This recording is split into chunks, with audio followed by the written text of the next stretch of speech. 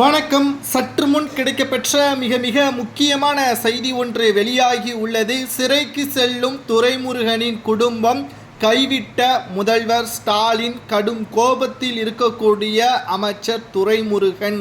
அதாவது 2019ஆம் ஆண்டு நடைபெற்ற மக்களவை தேர்தலின் பொழுது திமுக நிர்வாகி பூஞ்சோலை சீனிவாசனுக்கு சொந்தமான இடத்தில் 11 கோடி ரூபாய் கைப்பற்றப்பட்ட நிலையில் இது வேலூர் மக்களவை தொகுதி தேர்தல் ரத்து செய்யப்பட்டதை தொடர்ந்து இந்த பணத்தை கதிரானந்த் அவர்கள்தான் பூஞ்சோலை சீனிவாசனுக்கு கொடுத்ததாகவும் துரைமுருகனின் பினாமியாகத்தான் சீனிவாசன் செயல்படுவதாகவும் பல புகார்களும் குற்றச்சாட்டுகளும் தொடர்ச்சியாக அப்பொழுது வந்தது. இதற்காகவே வேலூர் தொகுதி மற்ற தேர்தல்களுடன் நடத்தாமல் சிறிது காலம் தாழ்த்தி நடத்தப்பட்டதும் குறிப்பிடத்தக்கது.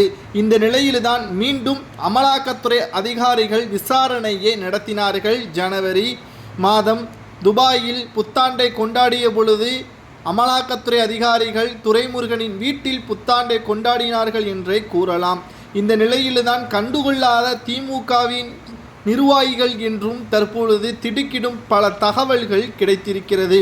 செந்தில் பாலாஜி பொன்முடி சொந்தமான இடங்களில் அதிக அளவு அமலாக்கத்துறை அதிகாரிகள் சோதனைகளை நடத்தி பல்வேறு ஆவணங்களையும் கைப்பற்றியிருந்தார்கள். குறிப்பாக செந்தில் பாலாஜி அவர்கள் சிறையில் அடைக்கப்படுவதற்கு பல்வேறு எதிர்ப்புகளை ஸ்டாலின் கொடுத்த நிலையில், ஆனால் தற்பொழுது துரைமுருகனின் மகன் கதிரானந்த் அவர்களது சிறை செல்லக்கூடிய வாய்ப்பு இருப்பதாக தெரிய வந்த நிலையில் அதை கண்டும் காணாமல் இருக்கிறார் ஸ்டாலின் அவர்கள்.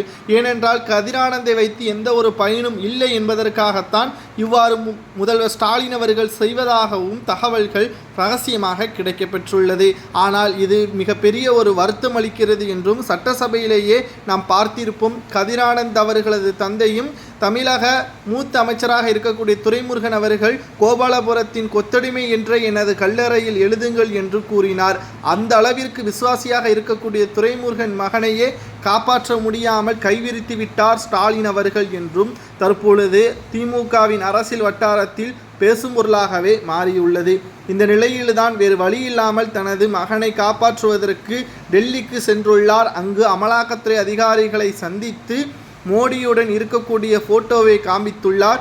இதனால் இந்த வழக்கில் இருந்து தப்பித்து கொள்ளலாம் என்று நினைத்து கொண்டார். ஆனால் அங்குதான் இவருக்கு மிகப்பெரிய ஒரு சிக்கலாக அமைந்து கொண்டது. தமிழ்நாட்டின் அரசியலில் மோடியையும் பாஜகவையும் எதிர்க்கிறார். அதுவே ஆபத்து வந்த பிறகு மோடி எனது நண்பர்தான் என்று அங்கு சொன்னால் விட்டுவிடுவார்களா? ஆதாரம் அனைத்தும் கதிரானந்திற்கு எதிராக இருக்கிறது, நிச்சயம் சிறைக்கு செல்வார் என்ற தகவலை தான் அமலாக்கத்துறையினர் தெரிவித்திருக்கிறார்கள்.